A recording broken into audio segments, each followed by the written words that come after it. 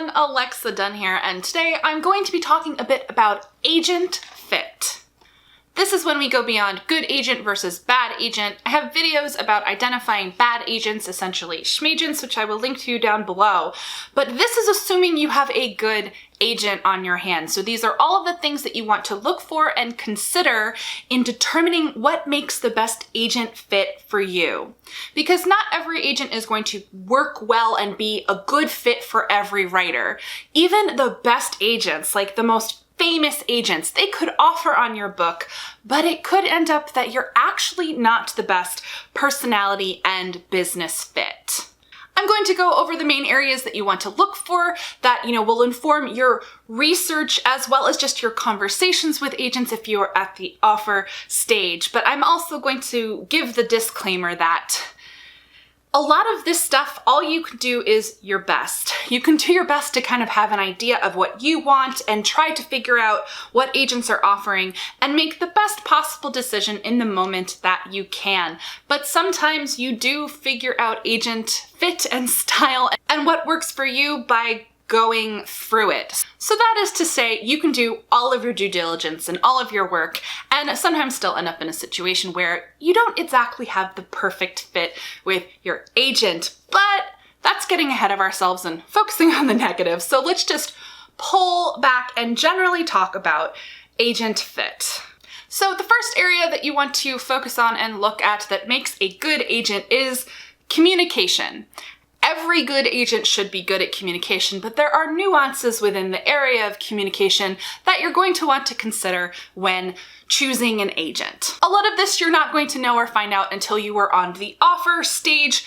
Of course, if you can research this stuff ahead of time, great, but some of this you're going to find out by directly asking the agent questions on your call. I also have a video all about questions to ask an agent on a call, as well as by talking to current clients of that agent to get a sense of their style. But where you want to dig in is response times and communication style. This is where you can potentially find deal breakers for things that do or don't work for you. So starting with response time.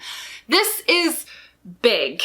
There is a difference between an agent who typically always responds to you within 24 to 48 hours and an agent who responds to you, generally speaking, a week to 2 weeks, and an agent who doesn't respond for months at a time. Of course, ideally, everyone wants the agent who responds immediately to everything, but sometimes you do have to consider that if an agent ticks every other box, that having an agent who communicates, responding within at least a week, 2 weeks tops, that is okay.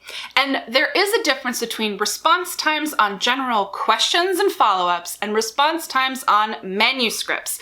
Those are definitely two separate areas, and you're going to want to ask those questions.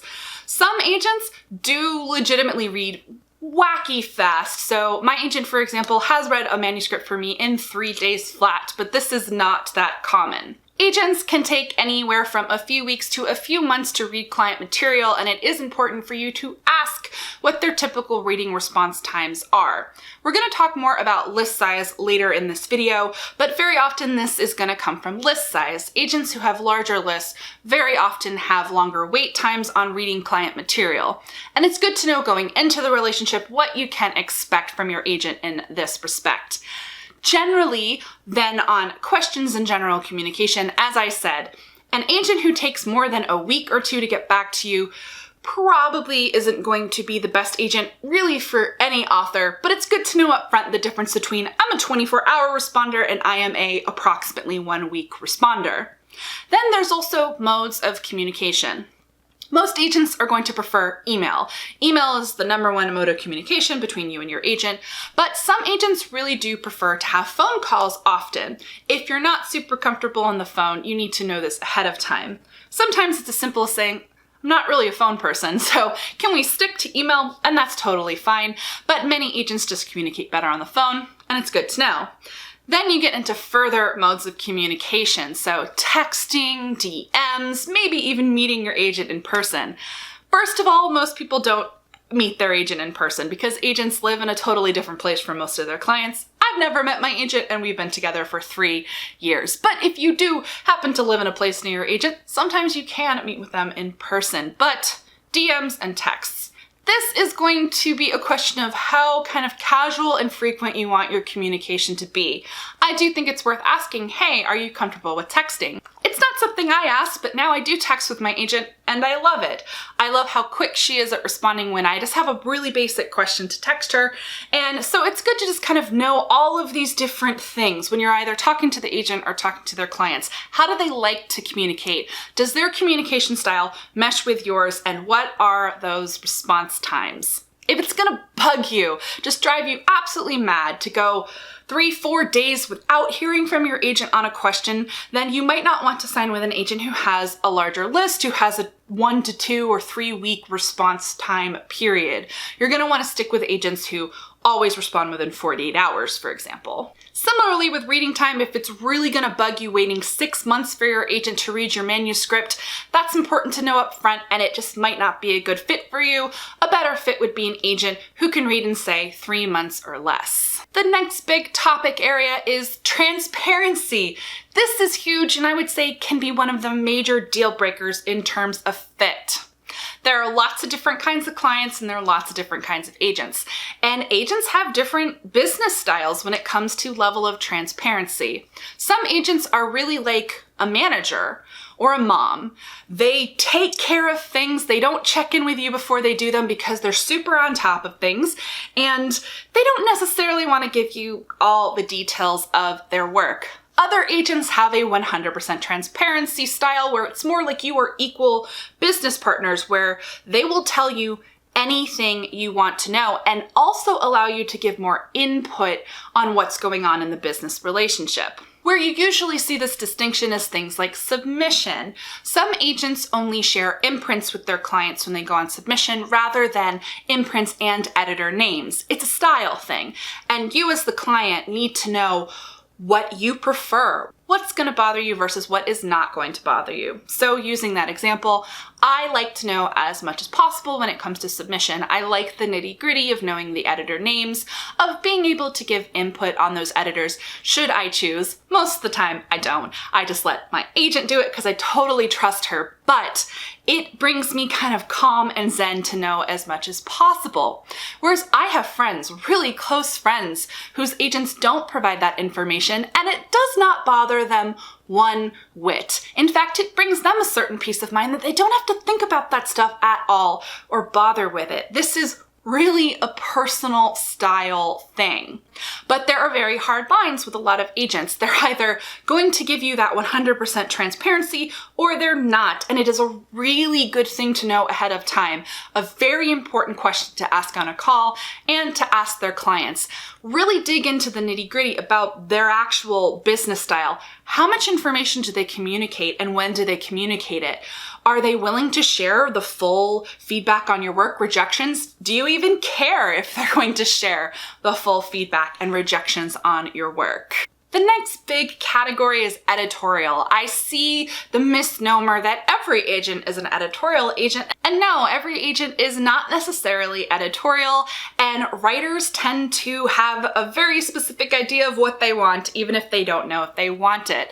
The question is, how much input, editorial input on your manuscript do you want to have with your agent? Do you want to have an agent who's going to be providing you with detailed notes about your manuscript, who's able to jump on the phone and talk through problems, who's going to be reading your multiple drafts, maybe even doing some line edits? What level of editorial do you really want in your agent? What is going to make you the happiest? Ask the agent pretty straightforward questions about how editorial they are and exactly how they work with clients on their manuscripts editorially. Some agents just do less than other agents and some agents do way more. There can be cases where an agent might be a little too editorial for you, a little too, prescriptive when it comes to their feedback. And actually how prescriptive an agent is a whole subtopic I'm going to talk about in just a second. But in terms of editorial, it's just really good to know exactly how the agent works, how much they're going to do, and if this is going to vibe with your needs. Now, about that prescriptive thing. So this is another essential part of fit that's not always easy to determine ahead of time, but this one often breaks relationships. Again, it isn't to scare you, but just to let you know. This kind of ties into the transparency in a way in terms of this is a business style thing. So some agents have much stronger, firmer ideas editorially and generally about what they know and feel they can sell, what they feel you should be writing, what your strengths are, and what is going to work in the market. So some agents are going to have much stronger opinions about exactly what you write and how you write it. There also ends up being the question, and I have this on my list of questions you should ask, which is, who has the final say of when a book is ready to go on submission, when a book is good enough to go on submission, if a book can sell? Of course, ultimately, your agent is the business professional who knows about the industry, and you should establish and have trust in your agent and be able to listen to them. But some agents are just more prescriptive than others and a lot pushier than others. And you can end up in a situation where they're going to give you much more blunt feedback. They're going to veto certain projects flat out and say, no, I don't like that, don't write it. And the question becomes, what is your creative process? I hesitate to say how thick of a skin you have, because you can have a thick skin and still not like this style. Where the question is, do you like the idea that your agent is going to have a really firm hand in terms of guiding your career and being prescriptive? Does that kind of structure fill you with confidence and relief that you know that if you go to your agent and you pitch an idea and they don't think it's going to work, that they're going to tell you honestly so you can just get over it, move on, and write something else? For other authors, this just really doesn't go with their creative process. So many of us have a need to just explore ideas that we're interested in and we love, and what we want from our agent is not unconditional support, but a little bit more flexibility when it comes to what we work on. Specifically with the question of who decides when something is ready to go on sub, I think this is an important one to ask, because sometimes there are situations where a more prescriptive agent does, lock their client into a longer revision period, for example, and it can lead to dissatisfaction where a client is revising for 9 months to a year and they just weren't expecting that. So a lot of this is expectations and, how much control you really want to have in the relationship. Do you want the final word of, is this good enough to go on sub to lie with you or with your agent? And how likely is it that you will end up at an impasse in terms of whether something is good enough to go on sub? This, of course, gets just into the nuance of nuanced relationships. This is another one where you can't always predict this ahead of time, but there are some careful questions you can ask of the agent, but most importantly of clients, current and former, if you can find former clients, to just find out how strict they are in terms of creative decision-making and potentially holding manuscripts hostage because they don't like them. On to happier things. So the next big area that is really important to consider is agency size, list size, and working with assistants. This is totally a style fit thing. There are a lot of different agencies in the business, and agents, their client list can really vary, and whether or not their clients work with assistants can really vary. And again, it comes down to your personal preference. How intensely one-on-one do you want to be with your agent? How much time do you want them to be able to carve out to you? This can also impact those response times that we talked about. Essentially, how important is it to you to sit on a smaller list and always only work with your agent versus potentially sitting on a larger list and also potentially reaping the benefits of a larger list? But that might mean that you work with assistants a lot. It's not strictly boutique agency versus massive agency, though very often that is kind of the extreme difference that you're going to see. There are plenty of non-boutique agencies that are on the smaller side. But this is important to think about, because if it's going to make you unhappy signing with an agent who just doesn't have a ton of time for you, who has clear kind of priority A-list clients versus everyone else, then even if it's your dream agent, even if it's a huge agent, you might honestly just not be happy signing with a mega agent with a huge list. You might not be happy getting all your editorial notes from an assistant, possibly a revolving door of assistants. Assistants are more likely to have turnover than your actual agent. You need to determine how much that may or may not bother you. So it's good to ask on the call and ask clients, like, will I ever, in what circumstances, work with an assistant or an intern? You deserve to know how much of your actual working relationship is going to be directly with your agent. This is one of the ones where you can kind of do quality control as you query, because it's pretty easy to look and see how big an agency is and how big a list is. If an agent is a big agent and you can name 10 of their clients, they probably have a larger list. And don't be afraid to ask how large their list is on the call and how large they anticipate their list becoming if they are a newer agent.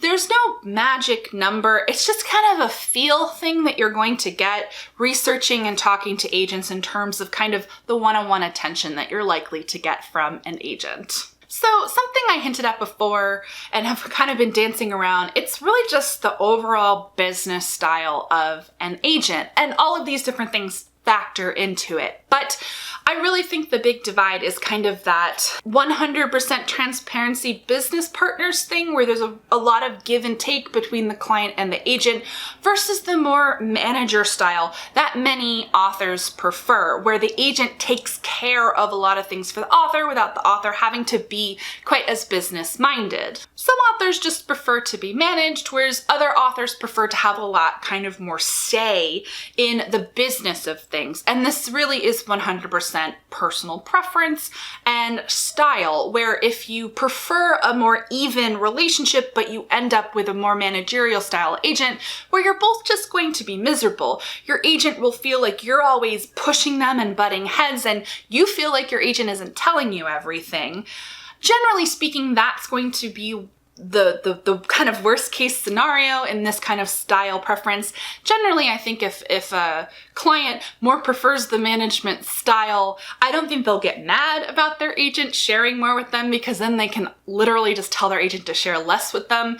That kind of agent style is a bit more flexible in terms of, kind of meeting the client, but you're not going to change an agent who has a more managerial style to fit you if you want more. You're just more likely to have a bad fit situation in that case. And so I think it is important for authors to kind of know themselves.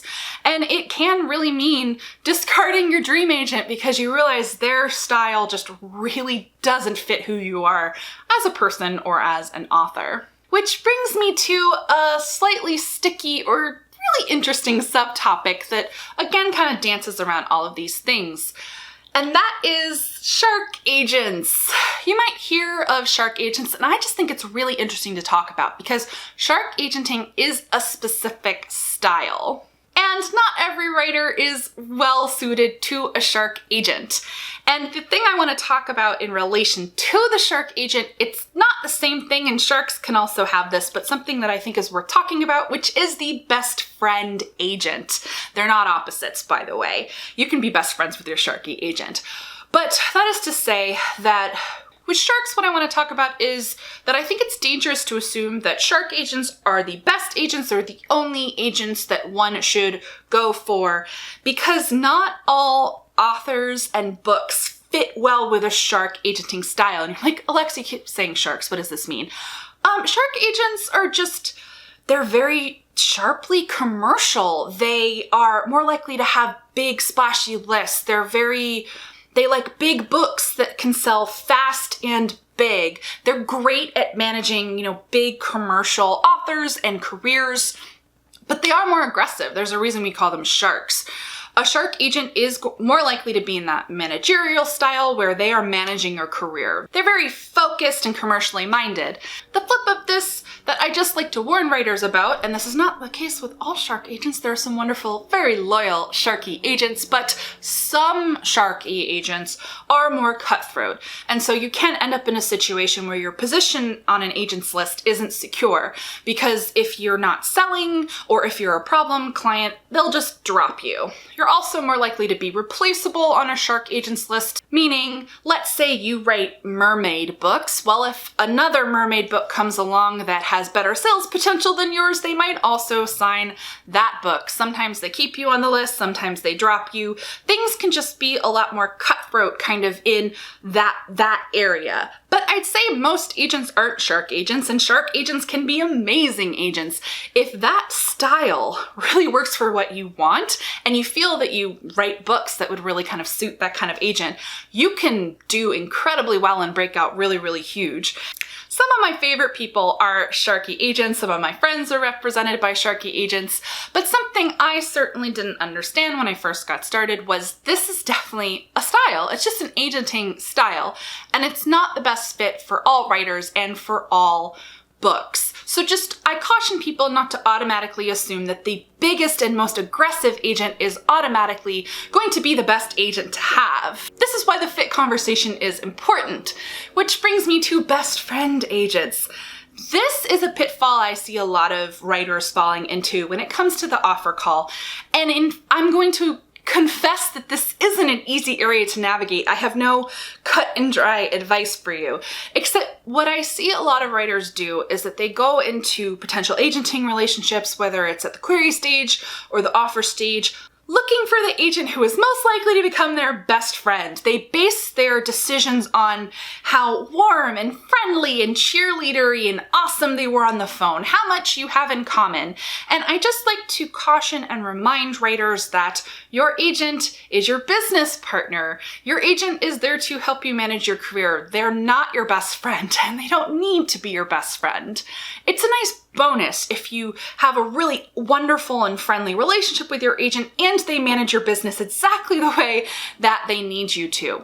But I caution on the best friend thing because a lot of mediocre agents make up for their lack of business sense with their personalities by just being charming and lovely, and they are lovely people. And it would be great to be friends with them, but that doesn't mean that they are the best fit for you. Or they could even be great sellers and really great to talk to on the phone, but maybe they have one of these style tics that's going to drive you crazy as a client. I just caution writers off of making their decision of what agent to go with off of, well, she was the most fun on the phone, or hey, I really like them on Twitter. Just kind of be careful of falling into the trap of looking for a friend rather than the best business partner. I only honed in on a couple specific styles and talked about these kind of key areas to look for and fit, but really, agents are like diamonds, right? No, snowflakes. Agents are like snowflakes. Just like writers, agents are a combination of personality and strengths and weaknesses, and every agent is going to approach the business and books a little bit differently. There's some overarching categories that agents tend to fall into and things to look for, but it's just important to know that you shouldn't view agents or any of this in absolutes, black and white. Consider all of these different areas and kind of who you are as a writer, what you want out of your career for your book, and all of the kind of nitty-gritty business stuff when you are choosing an agent. Let me know down below in the comments any questions you have about this topic. It's a pretty complex one, lots of different nuances, and I am happy to help. I think generally when we talk about querying and agents in the business, we talk about fit way less than we should. And I think this is why so many people do end up in situations where they're with an agent and they're not happy and things just aren't working. I'm not saying that knowing any of this can prevent situations like that unilaterally. As I said, these are complex human business relationships. But I do hope that by going over some of these things, I save just a few writers from maybe querying the wrong person or choosing the wrong agent at the offer stage. Give this video a thumbs up if you like it, and I will make more content about agents and querying and that side of the business. If you're not already subscribed to the channel, go ahead and do that. I post new videos 2 to 3 times a week. Thank you so much for watching, and as always, guys, happy writing!